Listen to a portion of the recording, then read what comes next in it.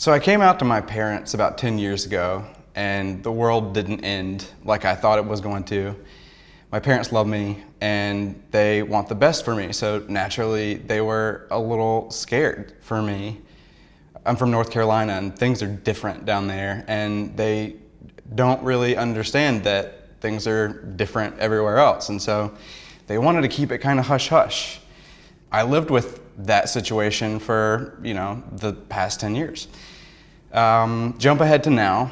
I am in a long-term relationship. I live with my boyfriend, Alfonso, and he has a very tight-knit family. And they're very open and honest about our sexuality. And there was this instance where it was Saturday morning, and I was sleeping in like I tend to, and Alfonso was up and his nieces came over. And his tiniest niece, who's about 3 years old, opened our door while I was still asleep and said, "Hey, are you his boyfriend?" And so I lifted my head and half asleep said, "Yeah." And she said, "Meow," and ran out. And I was like, oh my God, this is my nightmare.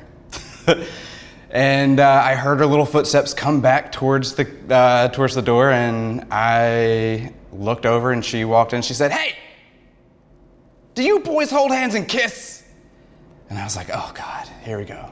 Yes, we do. And she said, "No," and ran out again.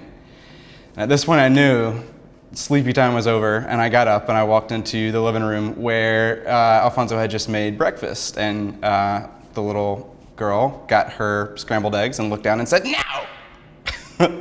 So I realized this was just the phase that she was in. And as the day went on, there was no big deal. She was totally cool with me, and by the end of the day, she left and said, "Dio, I love you."